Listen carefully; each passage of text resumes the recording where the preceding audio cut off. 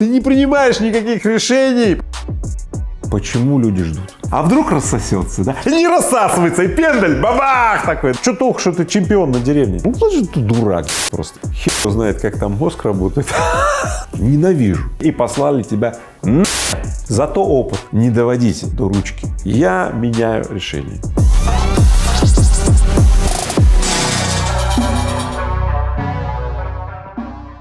Игорь Владимирович, хочется поговорить об очень важной теме, о принятии решений. Людям, они даются, эти решения, очень нелегко. То есть, если жениться, то 2 года думаем. Если выбрать профессию, куда поступить в институт, 3 года думаем, в последний момент решаем. Видели ли вы подобное и как можете объяснить, с чем связано вот такое затягивание принятия важного решения? Почему люди ждут? Первая причина.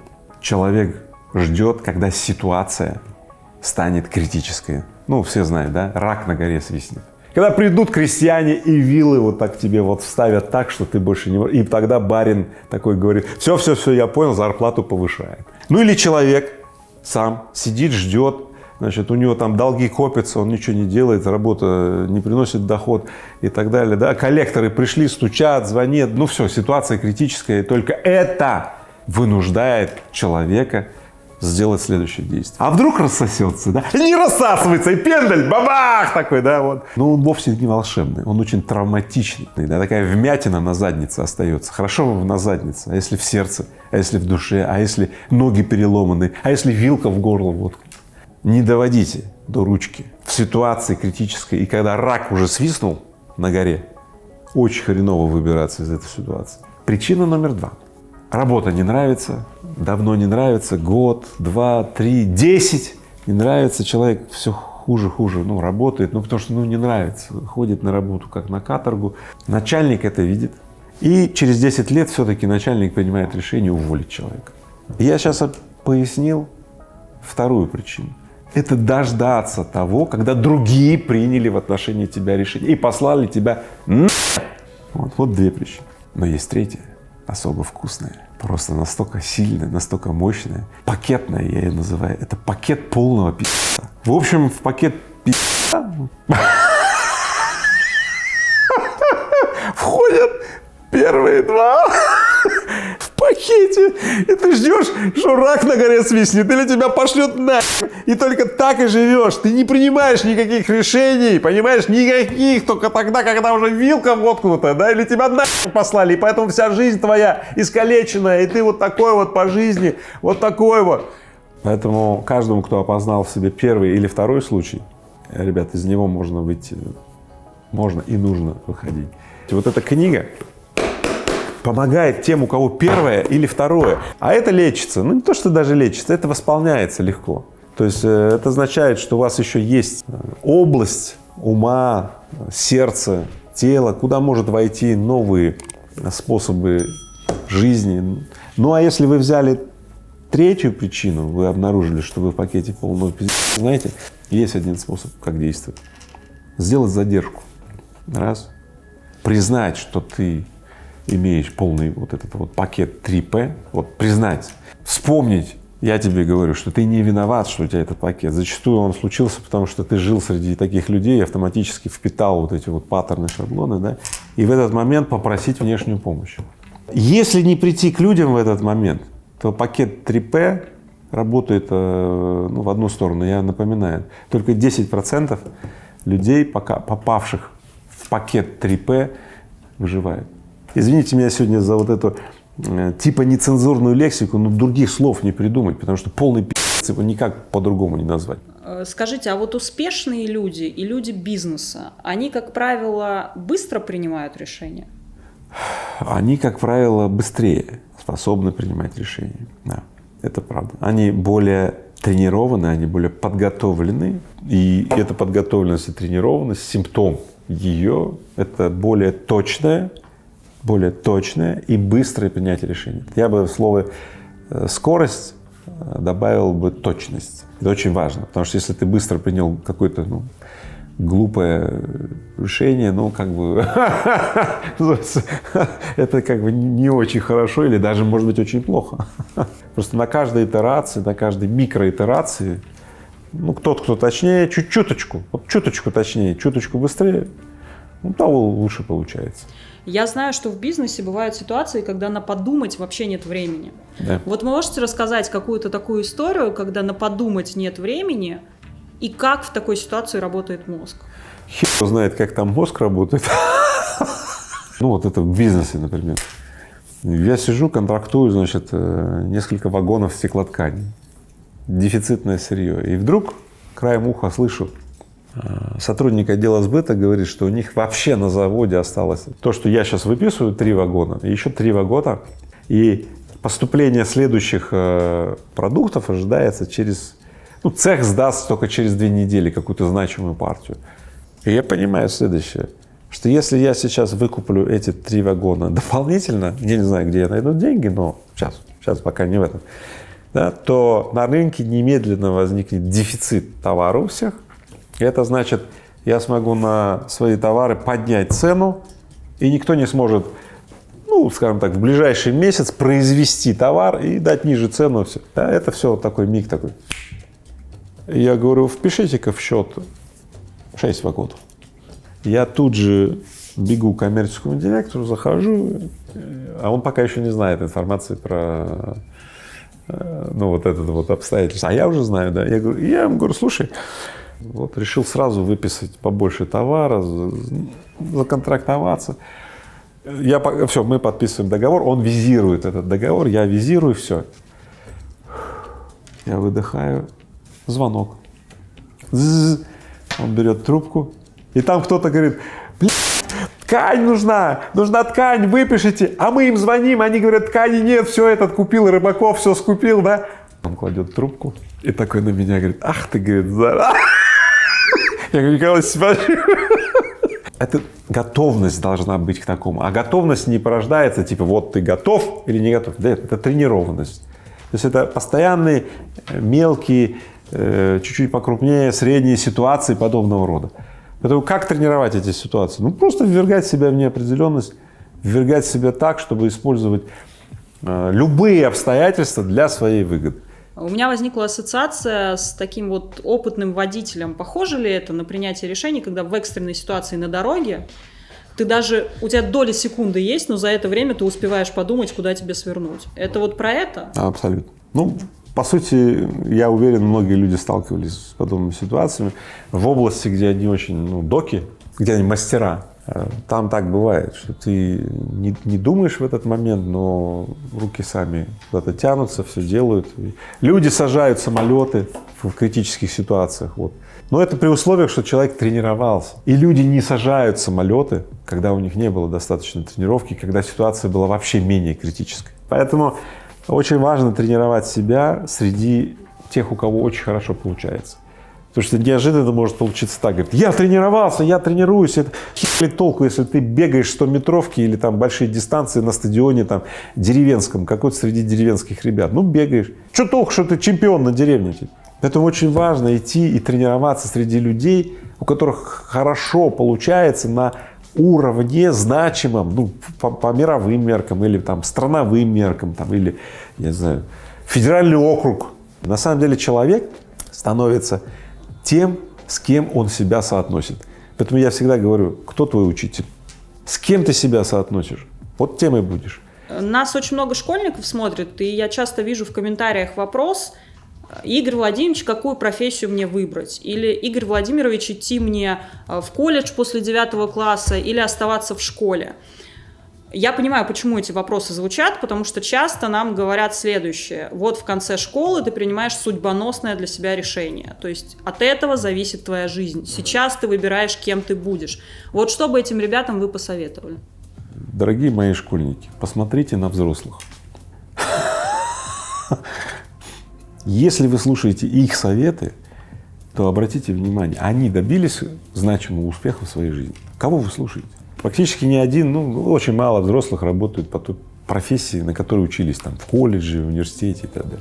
Поэтому ничего, вообще ничего не зависит от того, куда вы там пойдете. Слушайте, идите в колледж или оставайтесь в школе и так далее. Главное, ищите людей, увлеченных делом. Идите в места, где можно бабки зарабатывать. Не оставайтесь там, где, нет денег, понимаете, там, вот где говорят, ребята, вот лет через 20, может быть, будут деньги, а сейчас нет. Убегайте оттуда. Не жгите свою жизнь. Я художник, я буду работать за 3 копейки. Слушайте, хватит уже. Размножайте бабки. Неважно, чем вы занимаетесь. Ищите людей, с которыми у вас заговор, с которыми, у вас поток, у вас сотворчество, да, с которыми появляется дело, которое вас увлекает. Ищите людей, с которыми вы отправитесь в увлекательное путешествие своего жизненного пути. Вот что я каждому школьнику советую. А можно ли вообще переиграть уже принятые решения? То есть мы же как привыкли? Принял решение, придерживайся его. Слово пацана, закон назад брать нельзя. В общем, можно ли заднюю давать? В царской России очень поддерживался миф, и он до нас дошел, миф офицера, слово офицера. Это было важно для Российской империи, огромной по территориям, чтобы люди носили этот паттерн. Так как не было других способов цифровых там и так далее, смотреть, что они там творят, или что творят, да, был единственный способ воспитать в людях некую установку, например, следовать своим словам. Это был прием в условиях конкретных, тех вот исторических обстоятельств. Но теперь рассмотрим жизненные обстоятельства человека. Если человек видит, что выполнение того, как он раньше решил, приводит его к истязаниям, к стрессу, к, потерям, к боли, к страданиям, разве этого недостаточно, чтобы сменить поведение и перестать болеть, страдать, испытывать стресс? Разве этого недостаточно? Справедливость торжествует именно в тот момент, когда человек говорит: нет, я меняю решение. Поэтому речь не идет о том, что слово не имеет значения или дело не в том. Мир меняется, и то, что мы раньше решили в одних обстоятельствах, в других обстоятельствах это очень вредоносно. Может быть, для нас, для нашей семьи, для нашего окружения, для мира, для экологии, для чего угодно. Поэтому стоять на своем решении как дурак, как истукан, это глупо. Это не означает, что не иметь принципы надо. Конечно, надо иметь принципы, но такие принципы, которые как раз ставят во главу угла твою изменчивость, твою проактивность, твою адаптивность, твою способность действовать в условиях изменяющихся обстоятельств. Вот такие принципы, а не принцип. Решение принято 10 лет назад, буду следовать ему. Ты дурак просто, если так. Есть масса способов, которые дают психологи, как принимать решения, когда тебе сложно это делать. Например, составить таблицу плюсов и минусов, и, соответственно, исходя из этой таблицы, принять решение. Я сама, на самом деле, признаюсь, пользовалась этим один раз, но у меня получилось, что плюсов и минусов 50/50. И в сложных решениях очень часто так и бывает. Именно поэтому ты и не можешь принять. Вот как вы к этим способам относитесь? Работают ли они? Может быть, вы сами пользуетесь? Какая нахер табличка, если тебе плохо? Тебе плохо будет и с табличкой, и без таблички. Тебе плохо будет, если ты какую-то лекцию мотиватора, которую послушаешь, да, и без нее тебе плохо. Волшебные силы утра, тайм-менеджмент и все какая-то. Да, слушайте, ребят, ненавижу тех, кто вводит людей в заблуждение. Ненавижу тех, кто не дает упоминания о побочных эффектах. А большинство так делают. Единственный вариант, когда тебе плохо, да, идти к тем людям, которым было так же плохо по этому поводу, но они выбрались, и они тебе помогут. Олег Тиньков заболел раком, ему было очень плохо, ему сейчас плохо. Он основал фонд $200 миллионов для людей, больных лейкемией. Именно испытав вот это плохо, он будет помогать теперь тысячам людей, которым тоже плохо, он будет помогать. Пожалуйста. Человек, который прожил, он очень часто прямо все, что делает, он помогает тем людям, кто оказывается в такой ситуации. Вот я вам привел пример. Я такой же. Почему я сейчас занимаюсь Рыбаков фонд, образовательные проекты для семьи, для роста защищенности и качества жизни? Я прожил вот эти состояния, и теперь я помогаю людям, да, проживать и возвращаться к дееспособной, достойной жизни, а не жить в говне. Поэтому к таким людям надо обращаться, а не таблички. Вы предпочитаете работать с людьми, которые быстро принимают решения, или которые взвешивают на весах и потом через какое-то время принимают решение? Я просто попробовал разные комбинации. Команда, в которой все быстрые, достаточно точные, ну такая команда, где все медленные и очень вдумчивые. Вот. И дальше я попробовал гибридные команды, где есть люди, которые быстрые и точные, не быстрые, но зато вдумчивые и тоже очень точные. И даже есть в этих командах разные другие люди, которые не быстрые и не точные, а они выполняют другие роли, например, интеграционные. Потому что люди, которые быстрые и точные, и люди, которые вдумчивые и точные, они постоянно немножко конфликтуют. Поэтому в команде должны быть люди, которые говорят: ребята, смотрите, и такой стиль, и такой, чтобы выиграть, не знаю, войну, или чтобы лучше выживать, и чтобы лучше процветать. У нас есть и снайперы, и есть и катюши. Если что, хернем там полным так залпом. Вот эти гибридные команды по статистике, они сильно более результативные и действенные, чем какое-то одно из проявлений. У вас были решения, о которых вы потом пожалели, поняли, что решение было принято неправильно, и что вы с этой ошибкой делали? Если случилось так, что я вижу, что, это было не очень хорошее решение, я вижу, во-первых, я сейчас имею тогда информацию, что вот такой тип решения может быть вот в такой ситуации не очень хороший. Это зато опыт, как я говорю. Да. Единственное, почему я очень быстро преодолеваю вот это вот давление сожаления такого, как черт, сделал бы по-другому, да, я в следующем, я вспоминаю мой триггер. Сожаление — это плод забывчивости. О чем это? Очень просто. Алгоритм следующий. Ведь когда я принимал решение, я же охеренно подумал, все взвесил. Все мы так делаем, да. Просто сейчас я как бы забыл о том, что я охеренно подумал. Сожаление — это яд. Почти что смертельный. Посмотрите, сколько людей с сожалениями доводят себя до такого изнеможения, истязают себя день и ночь, да, и в конце концов погибают от этого. Поэтому я с помощью вот этого, что сожаление — это плод забывчивости, я очень быстро вывожу себя из состояния, все, пошли дальше. Сейчас же новый расклад, новые обстоятельства, все, опять начинаем колдовать над тем, какое же решение принять. Без сожалений.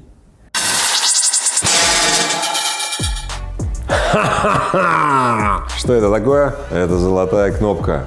А почему? А потому что более 1 миллиона подписчиков на YouTube-канале, и все это благодаря вам. Ваша энергия, ваши запросы, ваши вопросы, мои ответы. Хочу вам сегодня показать все-таки мою команду, познакомить. Ребята, заходите. Давайте. Итак, знакомьтесь. Артем, Надя, Ира, вот этот вот большой человек Паша, Аня, Глеб. Да, есть еще скрытые чемпионы, но сегодня я знакомлю вас с ребятами и задаю вам вопрос. Как вы думаете, кто в моих видео задает мне вопросы за кадром? Надя, Ира или Аня? Кто правильно ответит на этот вопрос, тому я подарю свою новую книгу. Дайте религию чистоты, вот я сейчас дам. Итак, кто правильно ответит на эти вопросы, тому подарю вот эту свою новую книгу «Религия чистоты». Так, Ир, не надо подсказывать. Так, все. Поэтому, ребята, еще раз спасибо вам за поддержку. У нас теперь нет выбора, и мы теперь идем к бриллиантовой кнопке. Поэтому подписывайтесь, ставьте колокольчики, отправляйте своим друзьям, знакомым, ссылку на мой канал. Оставайтесь с нами и помните, кто на канале Игоря Рыбакова, у того растет защищенность, да, и качество жизни. Я надеюсь, вы это уже ощутили на себе сами. Поехали!